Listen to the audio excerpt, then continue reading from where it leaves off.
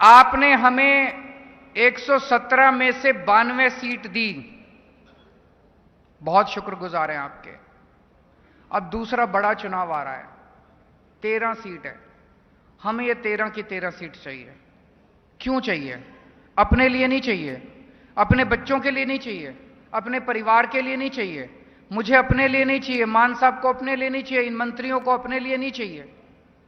आपके परिवार के लिए और काम करने के लिए, आपके परिवार को और खुशहाल बनाने के लिए, पंजाब को रंगला बनाने के लिए, पंजाब की तरक्की करने के लिए ये 13 सीट चाहिए हम लोगों को।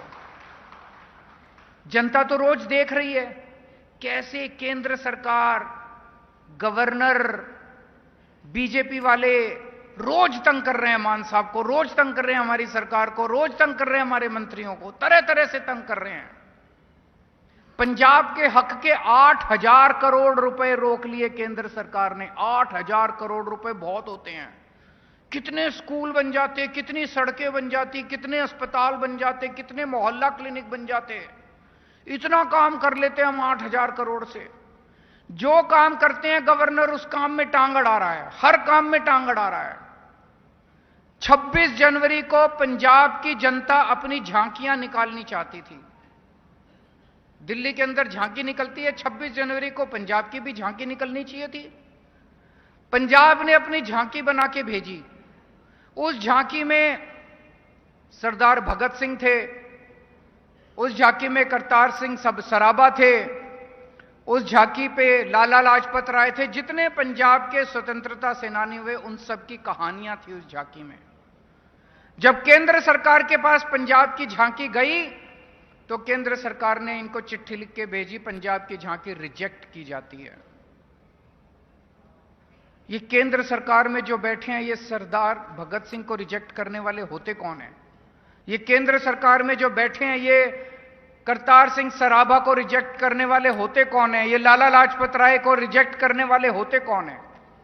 इन्होंने पंजाब की झांकियां रिजेक्ट कर दी। अब ये पंजाब के अंदर सरकार गिराने के लिए रोज एमएलए को, कभी किसी एमएलए को अप्रोच करते हैं, सरकार गिराना चाहते हैं जो पंजाब के लोगों की। इससे लड़ने के लिए आज अकेला भगवंत मान आपके लिए लड़ रहा है।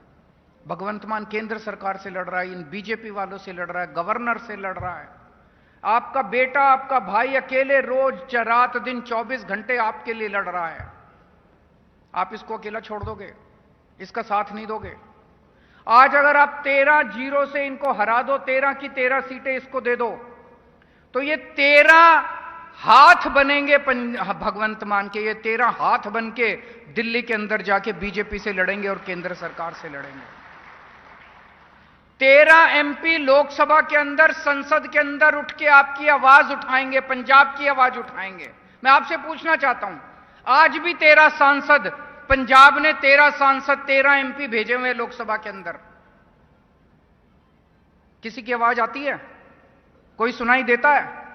पता चलता है कि 13 सांसद भेजे हुए उन पार्टियों के क्या करते हैं वो? जब आपके 8,000 करोड़ रोके केंद्र सरकार ने, वो 13 सांसद कहां थे? ये तो अब अकेले रिंकू की आवाज दिखाई देती है जलंधर से, पिछले 1 साल से जब से रिंकू लड़के जीत के गया। बाकी 12 कहां हैं? पंजाब के लिए कभी लड़ते हुए क्यों नहीं थे? जब 26 जनवरी को पंजाब की झांकी रोकी गई तब ये 12 सांसद कहां थे? दूसरी पार्टियों वाले क्या कर रहे थे? ये मटर गश्ती कर रहे थे, कुछ नहीं करते, पंजाब की कभी आवाज नहीं उठाते। आप अगर 13 सांसद आम आदमी पार्टी के जिता के भेजोगे, ये 13 के 13 लोकसभा में भी आवाज उठाएंगे। और अगर आपका कोई काम रुकेगा, अगर रूरल डेवलपमेंट फंड का रुकेगा, तो उस मंत्री के घर जाके, उसके दफ्तर के अंदर जाके बैठ जाएंगे, हटेंगे नहीं जब तक आपके पैसे रिलीज नहीं होंगे।